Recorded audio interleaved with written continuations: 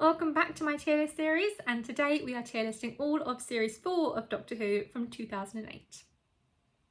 Though this series takes place in 2009 in universe. Although by the end of the series, with the Christmas special, we get back to contemporary timing because the Christmas special this year isn't set on modern day Earth, it's in the Victorian era, so we get back to it. But for this one, we will start with Partners in Crime. So this episode got a 5, and I will say that I did struggle a little bit with the rating for this episode because I thought I was going to give it a 4. I was trying to be a bit harsher because I don't want to just give every premiere episode a 5 or every companion episode a 5. So last series I gave Smith and Jones a 4 because I didn't really feel the punch with that one. But then this one, I really do feel it because the Doctor and Donna are just a fabulous duo. And right from the off, this episode is brilliant and Donna is fabulous. And then when they finally meet, it's just magic. So yeah, this episode has to have a 5. This episode is also why I think of a busy office every single time I hear Donna's theme. I don't think of Donna, I think of a busy office every time I hear Donna's theme because of this episode. This episode is an absolute masterclass in farcical comedy. The mime scene alone, I'm pretty sure Catherine Tate improvised most of that mime scene. My gosh, that really was fabulous. How long was Miss Foster watching them before they actually saw her watching them? I want to know. It's a fabulous scene. That scene alone shows just how brilliant it is. But all the way through the episode with the Doctor and Donna missing each other by just like a tiny amount, with the printer thing where they're popping their heads up over the cubicles, and then later on when they're both in the street but one street away from each other, and if they had just walked a metre forward they would have seen each other. It's a lot of farcical stuff in this and I absolutely love it. My only thing is that why did Adipose Industries A, choose the UK over the US as their destination, and B, why did they feel the need to lie about what they were doing? I feel like if they had have told the truth about what these pills did, people would actually be much more receptive to taking them. I feel like they should have just told the truth and got more clients. Only other thing with this episode is that as much as I love Donna, and I wouldn't change her for anything, the companion who was going to be in this episode originally was Penny. It's a shame that she was reworked because I feel like the Doctor would have actually liked Penny. The Penny that we got, I don't know how close she was to the Penny we would have had, but she was a journalist who was working against Adipose Industries and trying to prove that they were doing bad things, and it feels quite Sarah Janey. So I feel like the Doctor would have approved of Penny and liked her, but instead he belittles her because she's a journalist and says, "Oh, you're a journalist, right? So just make it up." He would never say that to Sarah Jane. He would never belittle her career like that. But I feel like Penny would have made a good companion. She was a self-starter and a go-getter, and I feel like she would have made for a good companion. But the episode itself is a fabulous episode, a great start to the series, a great reunion for the Doctor and Donna, and I'm going to put it into fantastic. And the MVP for the episode is Penny Carter. Next up is The Fires of Pompeii.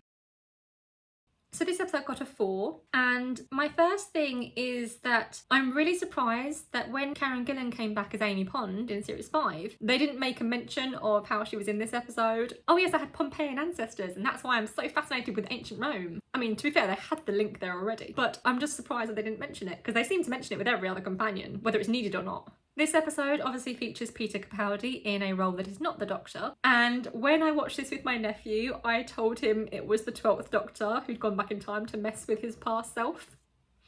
He likes that headcanon. He likes the headcanon, so he's run with that now. I'm a fabulous auntie. But really, I mean, who else would call the TARDIS modern art? It has to be the Doctor, right? It's definitely 12. This is what happens when he travels alone for too long.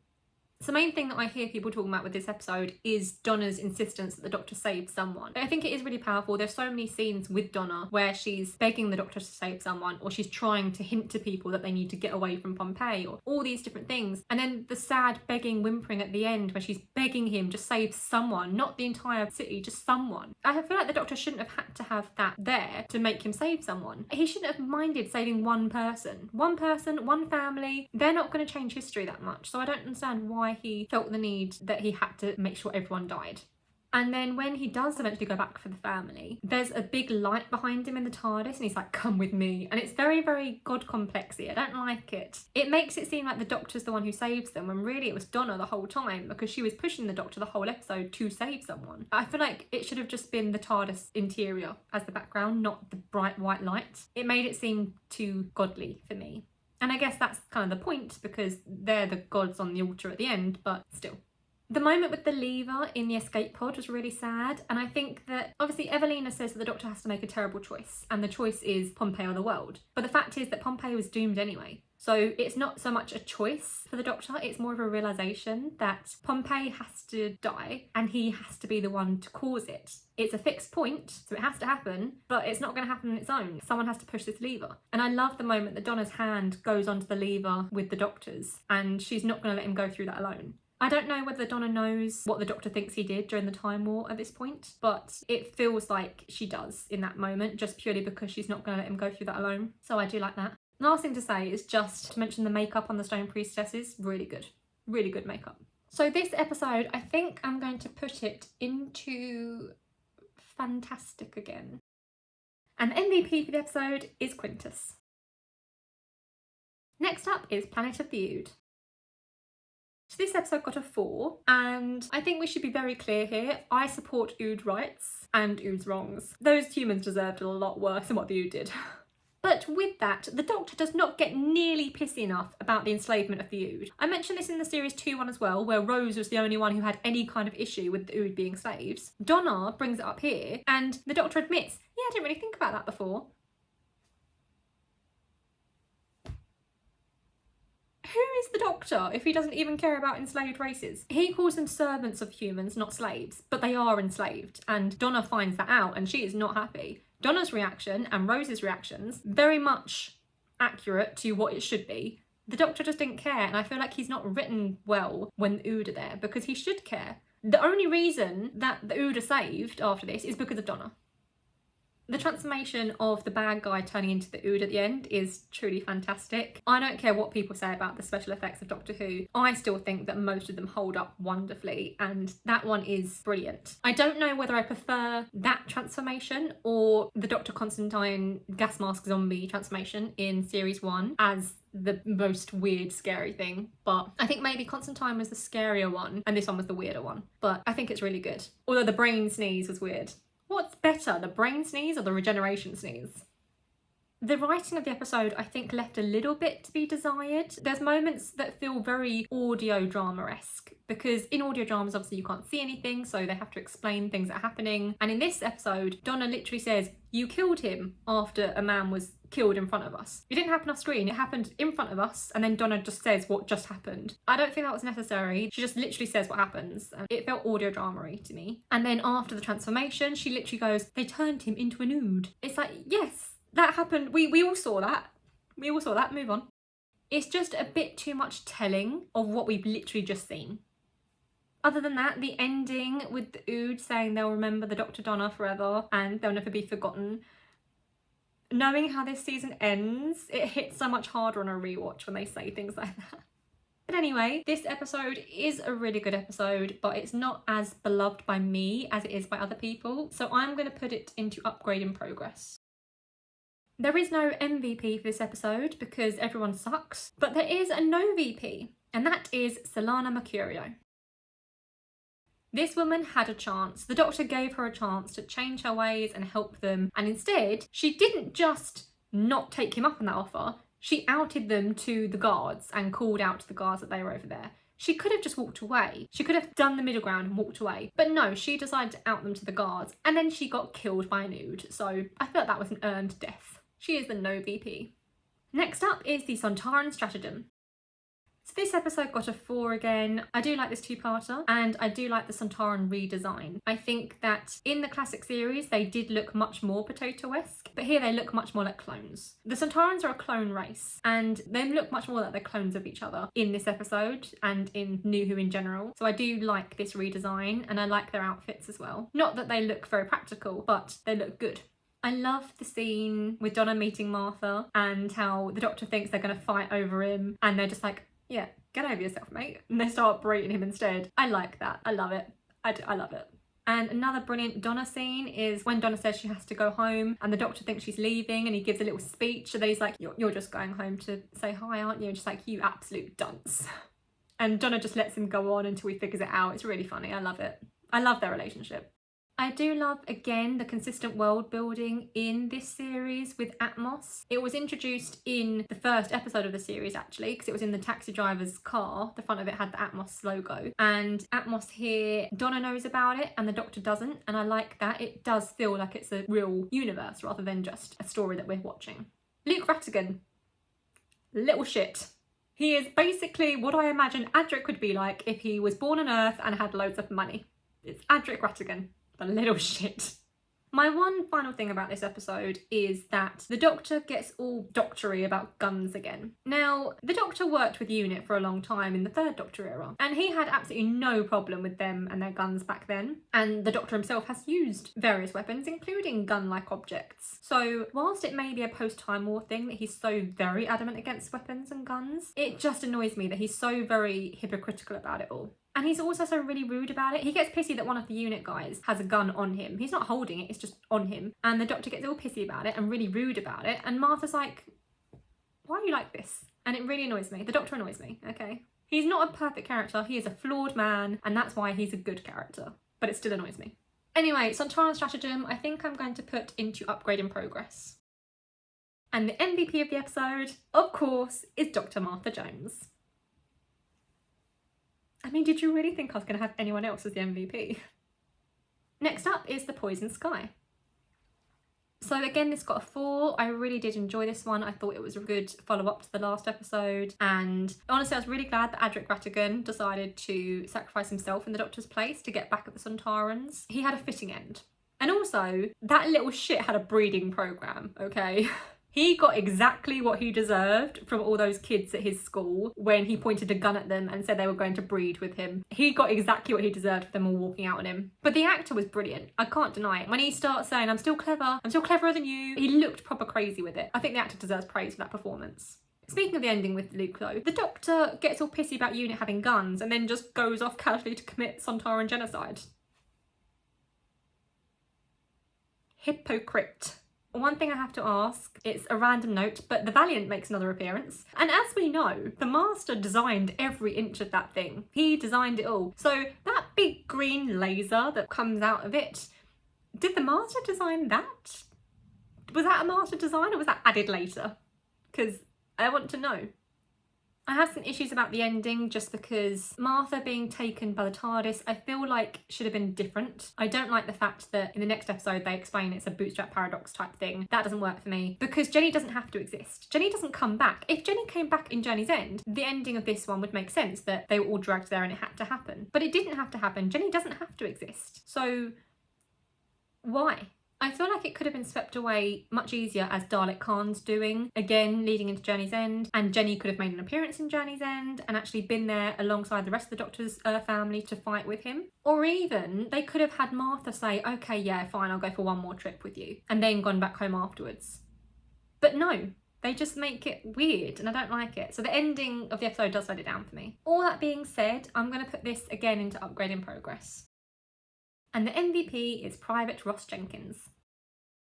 I should probably clarify at this point that MVPs for the two-parters are quite hard to do because I might want someone who's more prominent in the first episode as the MVP there, so I'll use the other person that I have as the second episode one, even though their best moments are in the first episode or something like that. So it is difficult. Just know that they're the MVP of that specific episode, but they're also MVP for the whole two-parter. Next up is The Doctor's Daughter. So this episode got a 3. I think it is a basic episode. Nothing special, but nothing bad. It's fine. I don't understand why no one can understand the Hath, because the TARDIS should be translating that. And I would have thought that the Doctor would make much more about there now being a new Time Lord, because it's the first time they've gone into the Doctor's family history since Fear Her, when he told Rose that he had children before. And in this episode, he's telling Martha that he did have children before and that he lost them in the Time War. So every time he looks at Jenny, he just reminds him of them, who he lost. And I understand that. However, considering his feelings with the Master, especially when the Master was dying in his arms, and he was begging him to regenerate because he doesn't want to be the only one. He wants one more. Jenny's right there. Appreciate her, Doctor.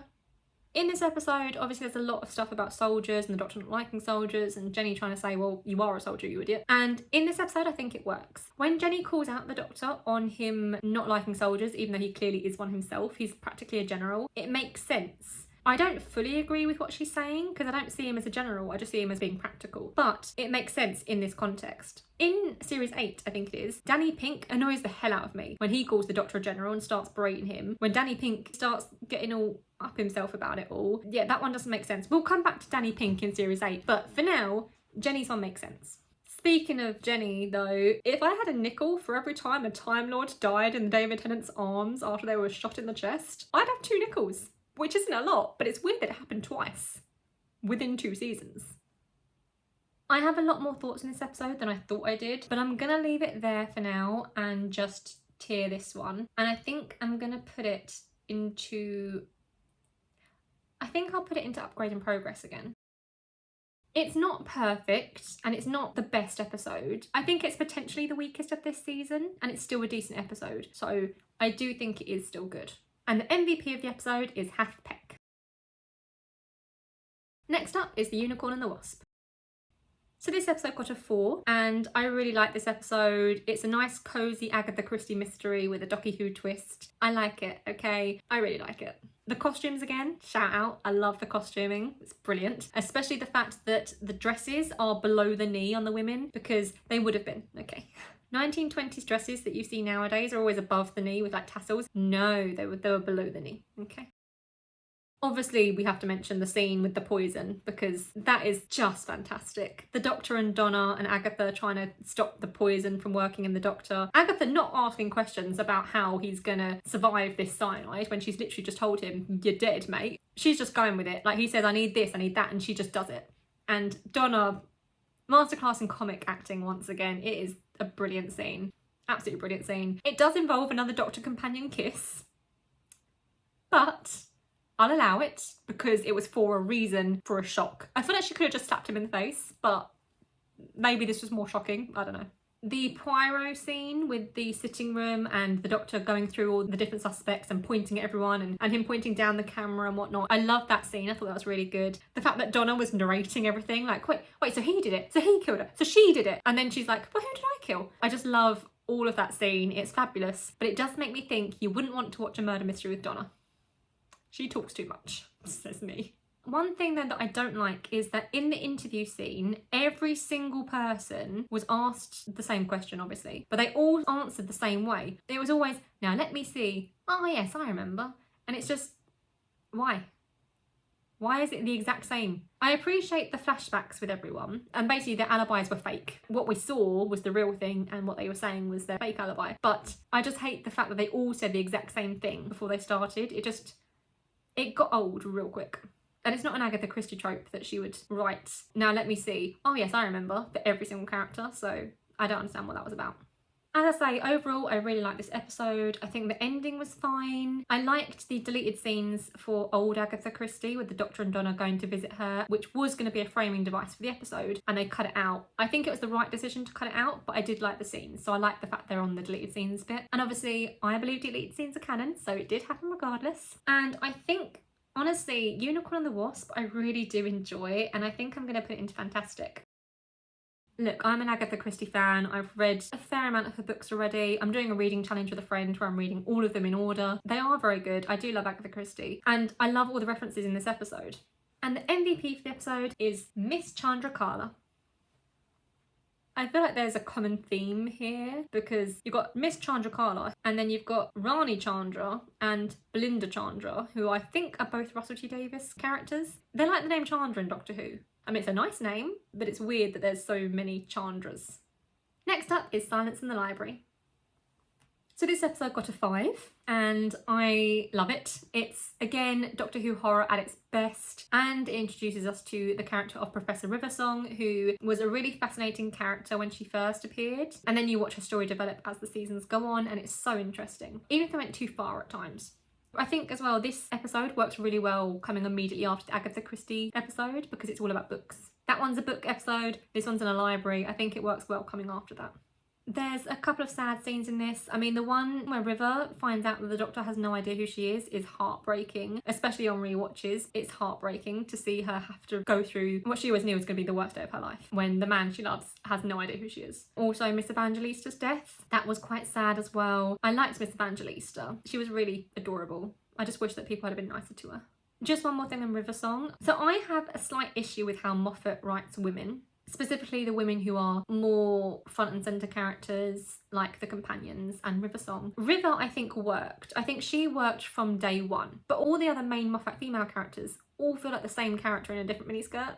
They all just feel like the same character. River at least feels unique in that in this episode, from the very first time we see her, you see that she actually has a relationship with the Doctor, even if he doesn't know who she is at this point, and you see the sorrow in her face. I don't think Alex Kingston knew the truth at the time, but my god does she play it well. She really makes you believe that she knew the whole of River's story, and it's wonderful. So all that being said, I'm going to put Silence in the Library into NewWho.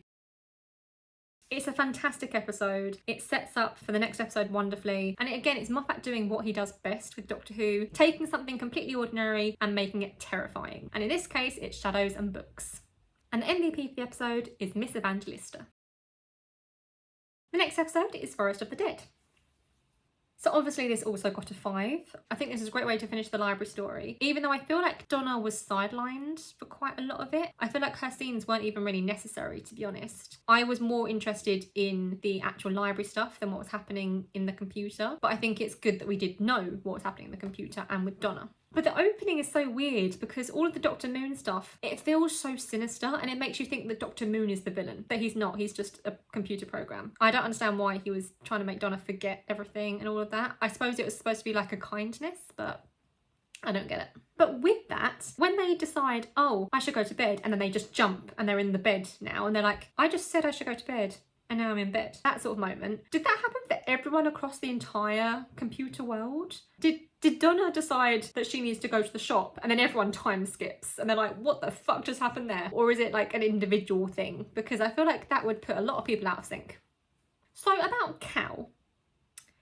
She has a horrifying fate, just like Ursula Blake, but different. Look, I loved books as a child. I read 3 books a day when I was a kid. I had to be taken to a special library in school because I finished the infants library and had to go be taken to the junior library. I loved books. I read a lot of books. I still read books. But I would not want to be turned into a library computer when I die, if I died young or old or anything. Let people die, okay? This little girl is a fucking computer system for an entire planet.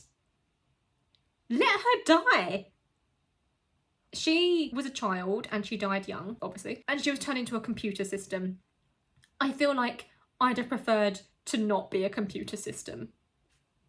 It's not cute, it's weird, it's horrific, it's creepy, it's practically torture. He's turned a child into a computer. That's not his daughter anymore, you know? I don't understand why that was even done. Why did he think that was going to help her or do anything for her? Just let her die. Let her rest. Let the dead rest. Other than that, I only just realised on my rewatch that both the Doctor and Donna lost their spouses on this particular day. But with Donna, her spouse, Lee, is not on a Battles in Time card. Now, her daughter, Ella McAvoy, is on a Battles in Time card. You remember Battles in Time? I've got the whole set. Lee and the fake son, the dad and the son, are not on Battles in Time cards. They don't have Battles in Time cards. But Donna, fake Donna McAvoy, she has a Battles in Time card. And Ella McAvoy, the daughter, she has a Battles in Time card. Why does the husband and the son not have a Battles in Time card? They have names, they have lines. The fucking cameraman from series 3 has a Battles in Time card, okay? The cameraman who filmed the Master doing his evil speech. We don't even see the fucking cameraman, and he has a Battles in Time card, but not Donna's child and her husband. Who left them out? Was this a conscious decision? I feel like it has to be a conscious decision. If you choose to have the daughter on a card and not the son and the husband, I feel like that's a conscious decision, surely. Anyway, this episode was really good, really scary, a great end to the story, and I'm going to put it also into NewWho. And that's all without me mentioning the emotional river scenes at the end. And the MVP for the episode is Professor River Song. Next up is Midnight. So this episode got a 5, and honestly, I didn't love this episode when I was young. I actually hated it when I was young. I found it boring as anything. I felt like nothing happened, I didn't like it, and it probably would have got a 2 if I was 13 again and was rating this. But as an adult, I appreciate it for the psychosocial horror show that it is. It's literally just Herd Mentality the musical sings the songs. I feel like it's really powerful to show human nature and the dangers of just siding with the group. It's a really creepy episode, and I feel like the lighting, especially in the episode, really highlights that. Whoever did the lighting design for the episode really worked wonders. Oh, it's actually really good. I can't explain it. I'm not a technical kind of person with regards to production of TV shows. All I know is that I see something and I like it. This episode really does show how little it takes for someone to just lash out at someone else as well, because everyone just lashes out as much as they can at anyone because they're just so scared. I do think the acting in this one was really good from all round, especially the woman who plays Sky Silvestri, because my goodness, repeating everyone while they're still talking is insane. Especially the bit where the doctor says the pi number and she's repeating it, but he's also talking. The fact that they were both able to do that is insane to me. Like, well done to them. Speaking of Sky, I'm pretty sure that I've seen either a fan theory or it was confirmed that she was planning to end her life in this episode when they got to the diamond waterfall place. Is that true? Does anyone know where that came from? Because I've heard that before, but I couldn't see the evidence in the episode, and I don't know where it came from, whether it's a fan theory or whether it was something that one of the writers had said in an interview somewhere. So please let me know if you know where that came from. Last random thing I'll say about this one is that all the people seem to be really weirded out that the Doctor's an alien, and they get all xenophobic about it. But they're on an alien planet. Surely they know that aliens exist. This is the far future. They're on an alien planet doing an excursion on said alien planet. The Doctor is an alien to them, but so are they on that planet, and they should know aliens exist. I don't understand why they get weird about that one, I'm not gonna lie. But anyway, overall, as I say, when I was young, I found this boring as hell, and my nephew did find this one a bit boring as well. But as an adult, it really works. This is an episode for the adults because it's very much human nature and psychology and social interaction. So I do think that it is a really good episode and a really strong episode, considering I think this was written in a really short space of time. So I'm going to put this one into fantastic. It's just really good. I have 2 MVPs for this episode because there was only a small cast of characters and there were 2 people who stood out the most, and I couldn't decide between them. I kept flip-flopping throughout the whole episode. The first one is Dee Dee Blasco, and the second one is the hostess. The hostess is pretty obvious as to why she's included in as an MVP, and Dee Dee was the first one to sort of trust the Doctor and be nicer to him. And yes, I think she did turn on him at times, but she also went back and said, you know, that's his voice. I'm sure that's his voice. And the hostess heard what Dee Dee said, and really I think they worked together in the ending to figure it out, and then the hostess did the main job. So yeah, I think that Dee Dee deserves it as well. The next episode is Turn Left. This episode got a 5, and there's no way it could have any other rating. It is a phenomenal episode, a brilliant what-if scenario. I loved the way they incorporated a lot of big earthbound Doctor Who stories throughout the episode and showed that Torchwood or Sarah Jane or someone else was dealing with the issue. My only issue with that is, why was Sarah Jane and her team of kids in the hospital in Smith & Jones? There's no reason for them to have been there. Unless it was an off-screen, the Doctor and Sarah Jane had talked about it beforehand, and therefore when the Doctor was dead they couldn't do that, so she went to investigate. I don't understand why she was there. Torchwood doing the necessities for the Sontaran one makes sense because UNIT could have called them in, but I don't understand Sarah Jane and the kids being on the hospital.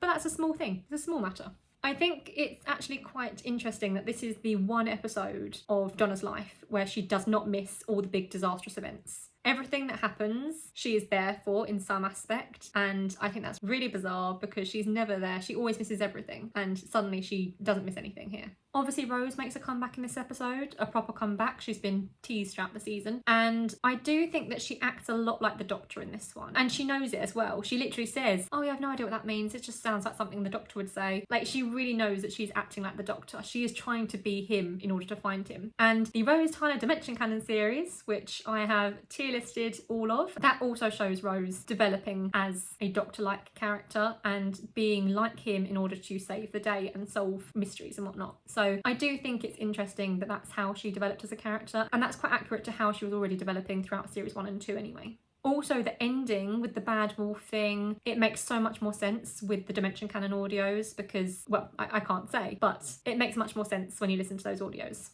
There's a lot of heartbreaking moments in this episode. One of the characters who stands out is Rocco, and he is an overly positive person. Despite all the trauma that everyone in the country is going through, he is overly positive. I mean, I hate overly positive people. I can't be around them. I'm a depressive person. I can't be around positive people. But Rocco is adorable and must be protected at all costs. The thing is, Rocco, like Wilf, knows the cost of war and knows at this time all he can do is keep calm and carry on and just try and find joy where he can. And he and Wilf, I can see them being friends in this episode. And it works really well when that one soldier points his gun at Donna and they both go and protect her. Rocco's standing in front of her. Wilf was saying that he should have that soldier court-martialed, all of that stuff. And it really works them working together. With all the refugee scenes is where the episode takes the darkest turns and becomes far too realistic for my liking with regards to watching it and enjoying it. So obviously you've got Donna, her mum and her granddad being refugees and suddenly losing the right to vote, even though they're refugees in their own country. I don't understand that, but okay. But then the scene where Rocco and his family get taken away by the army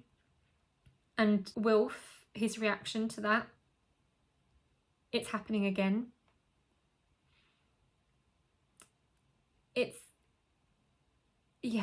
a lot, especially in the current climate of the world. Who knew that Doctor Who was a prophetic programme as well? Someone turned right at some point and they should have turned left. We're in the wrong timeline. That's all I can say. Anyway, Turn Left is going to go into NewWho. It's a truly brilliant episode. Seriously, one of the most heart-wrenching episodes that Doctor Who's ever produced. And it's strangely the most realistic episode that they've ever produced as well. This is not a comfortable Saturday night viewing episode. This is very much a deep, you're about to get in the shit now kind of episode. It's not happy viewing, it's emotional shit, so.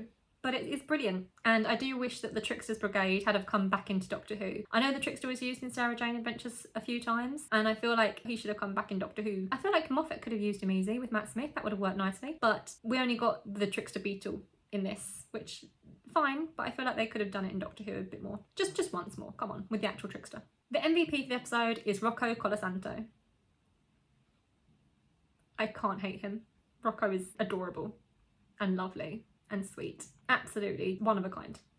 The next episode is The Stolen Earth.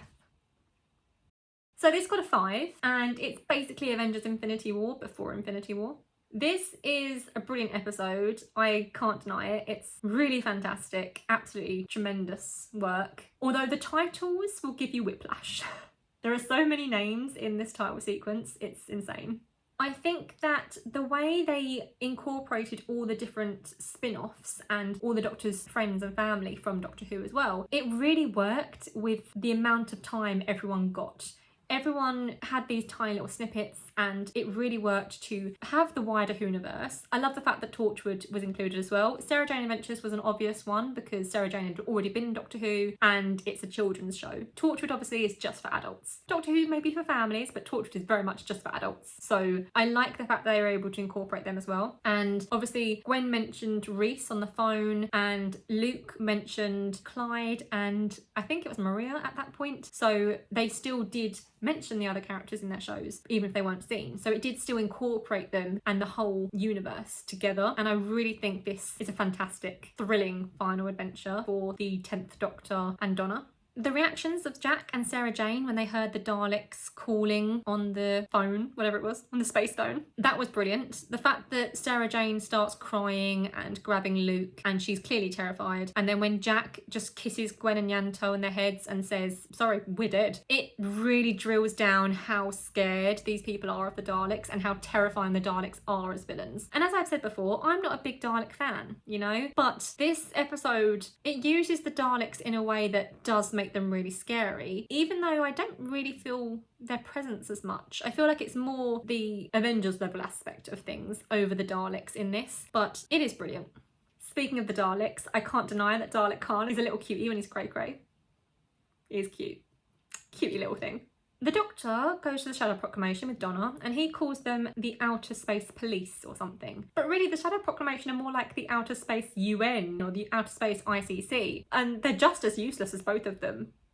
Yeah, I don't understand what the point of the Shadow Proclamation is at all in this universe. Harriet Jones, former Prime Minister. So did Harriet Jones do wrong? Yes, she did. Was she a brilliant PM and would have led Britain into a golden age? Also yes, She cares about people, and she won't just deny what she did. She stands by her actions, and she gave her reasons for it, and the reasons were right. The Doctor wasn't there. The Doctor was where Earth used to be. He's not there anymore. So she was right to try and have things in place that will help the human race. I believe in Harriet Jones, former Prime Minister. Although her subwave network is really odd, because why are there 4 beats to it, like the Master's signal in the sound of drums? And why does it reach the nobles? Why does the subwave network reach the nobles? Because Harriet didn't seem to know that it was reaching the nobles. I don't understand how it reached them at all. But I am very glad that it did, because it meant that Rose and the nobles knew what was happening. Speaking of Rose, that reunion at the end, epic, heartbreaking, terrible. Why? But I loved the cliffhanger. Little me was in shock, utter shock, that David Tennant was regenerating already. And I am absolutely fine that he didn't. I'm fine with the fake out, because there was a reason he was able to not fully regenerate, so I'm fine with it. And also it would have been quite difficult to get on with the new Doctor halfway through the finale. But anyway, this episode is fantastic, and I have been debating while I've been talking about where I'm going to put it, but I think I've decided I'm going to put it into NewWho. And the MVP for the episode, of course, is Harriet Jones, former Prime Minister. Next up is Journey's End. So this episode also got a 5, because how could it not? And yes, it's basically Avengers Endgame, but before that was even a thing. It's great. It's a really great episode. It's an amazing finale. Again, it incorporates the whole universe together, brings everyone together, and it's just fantastic, phenomenal. The actor for Davros is acting his arse off throughout the entire thing. He's really brilliant in the role, and he's so fucking creepy. So creepy, especially when he talks about Rose and saying how she's his to do with what he wills or something like that. And it's creepy. Like, it's really fucking creepy.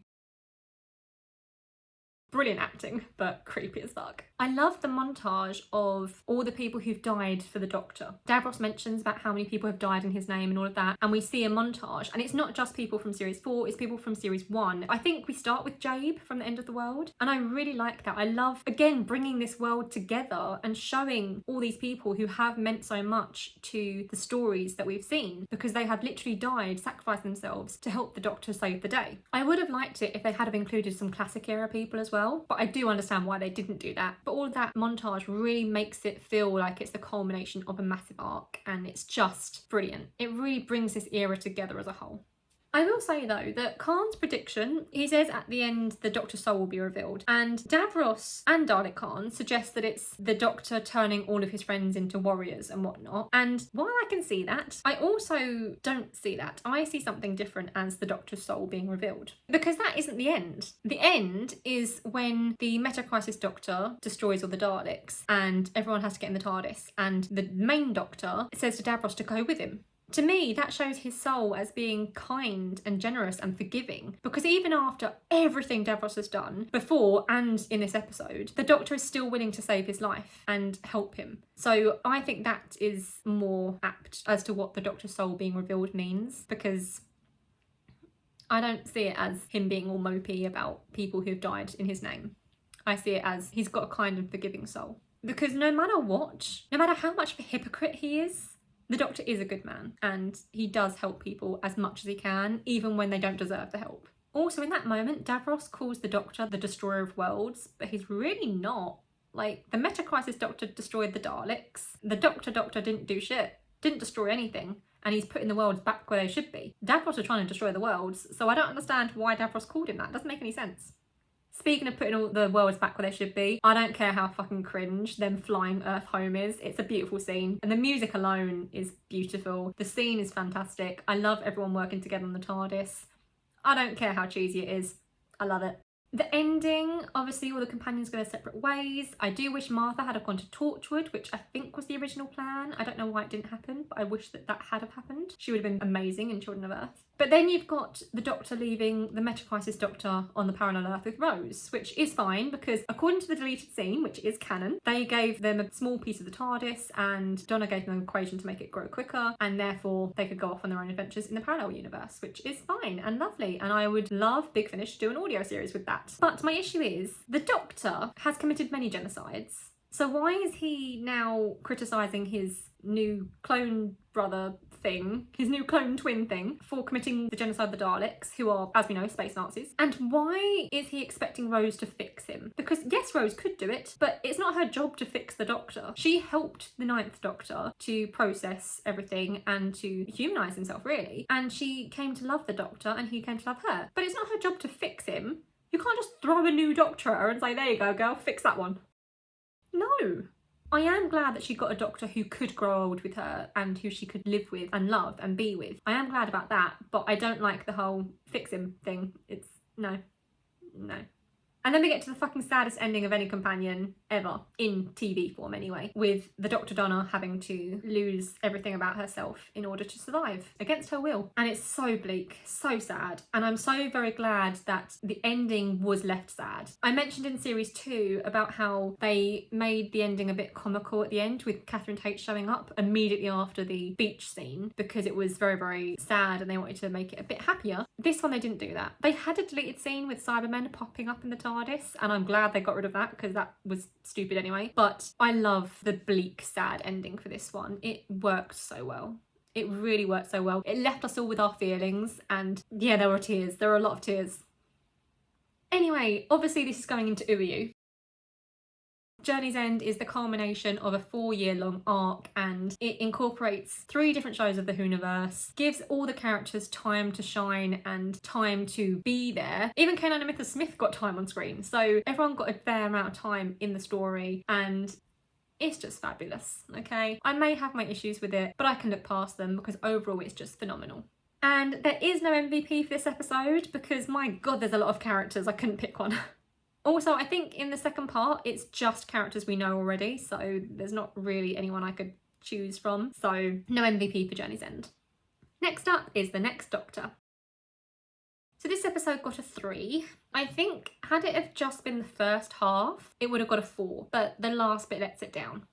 So these are the Cybermen from the parallel world who have made their way back through the void somehow and are in Victorian London somehow. And fair enough, I can buy that, I can go with that, I can roll with that. But I really kind of wish that they had have had more steampunky designs in that case. If, say, they got damaged in transit through the void and they needed to repair themselves, and so they got steampunky designs, like the Cyber King, even though I don't like the Cyber King because it's a massive fucking thing, but like how that was designed, but obviously on a smaller scale. I feel like that would have been quite interesting to see. This is the first episode that links NewWho to Classic Who in a full way, because, correct me if I'm wrong, as far as I'm aware, this is the first time we see a montage of all the classic Doctors, and I love it, okay? I absolutely love seeing all those, and then it goes to David Tennant at the end, and he's like, hi, I'm the Doctor. Obviously it's an emotional scene with Jackson Lake. Jackson goes through a lot of shit. That's the thing, I love this episode with the emotional beats and with all of that. It's just, as I say, the ending with the Cyber King that I don't like. Also Mercy Hartigan. I mentioned before at the end of The Runaway Bride, Russell has a weird thing about names. Rose's name was mentioned just because in that episode as like the last line. And in this one, Mercy Hartigan goes to the funeral of whoever and talks to the men, and she's like, oh, I'm surprised you never asked my name. It's Mercy. And I'm like, why would anyone ask your name? It's Victorian London. You're Miss Hartigan. No man would presume to call a woman by her first name if he wasn't on, you know, certain terms with her. She's Miss Hartigan to everybody.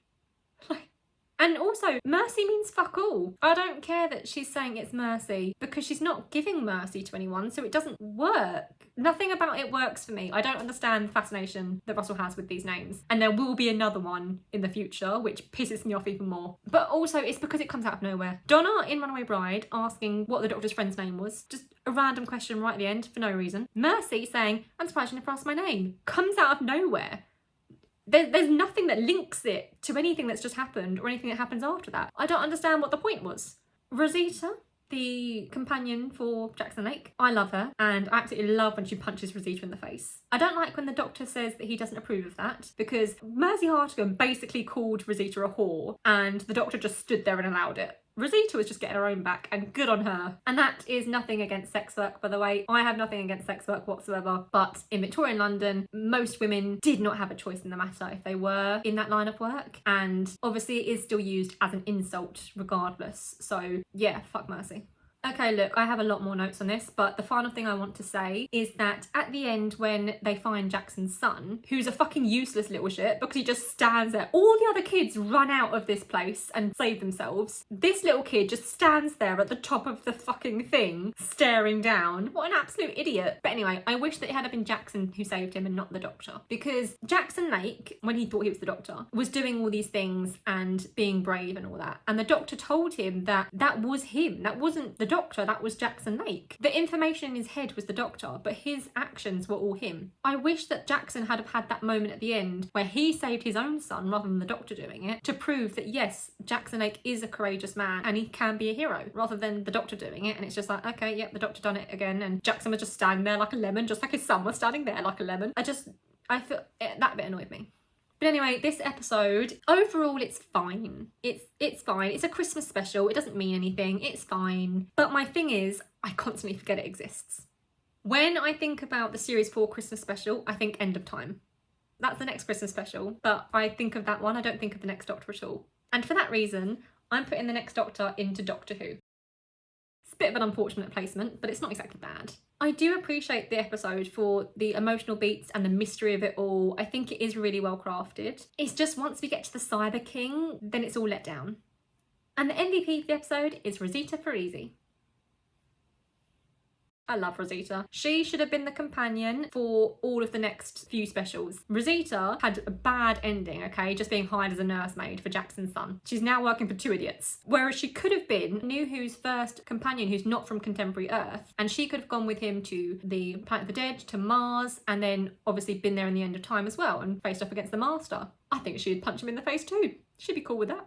Anyway, that is The Next Doctor finished, and that is Series 4 finished. And I'm sorry this took so long. Mostly sorry to myself because I'm going to have to edit 2 hours of this footage. But either way, it's done. And I mean, I knew this series was a good one. I knew that I was going to put a lot of these high up. So it's not really that surprising to me, the look of this tier list. It is brilliant. I do love it. I really do love it. Series 4 is a fantastic series. Looking at the series and stats, the most common score was a 5. And the season average was a 4.44. Okay, so we have 6 quotes of the season this week. There's so many, I can't decide. They're all so good. So once again, I'll put up a poll and you can decide for yourselves which should be the official quote of the season. So the first comes from the fires of Pompeii, and it's the Doctor talking to the Sisters of the Sibylline. And he says, "Let me tell you about the Sibyl, the founder of this religion. She would be ashamed of you. All her wisdom and insight turned sour. Is that how you spread the word, eh? On the blade of a knife?" I feel like I shouldn't need to explain why I chose that one. I feel like that's pretty self-explanatory. The next quote comes from the Sontaran Strategem, and it's Martha talking to Donna about the Doctor and travelling with the Doctor and the dangers of that. And Martha says, "I didn't tell my family. I kept it also secret and it almost destroyed them." And Donna says, "In what way?" And Martha says, "They ended up imprisoned. They were tortured. My mum, my dad, my sister. It wasn't the Doctor's fault, but you need to be careful. Because you know the Doctor. He's wonderful. He's brilliant. But he's like fire. Stand too close and people get burned." I just like that one because it shows that Martha still does love the Doctor and thinks he's wonderful, but she knows, yeah, it's a bit dangerous. It's kind of like what the Master said in Last of the Time Lords when he said standing with the Doctor is a very dangerous thing to do. Obviously he meant it for a different reason, but I think even though Martha wasn't there at the time, she kind of took that to heart.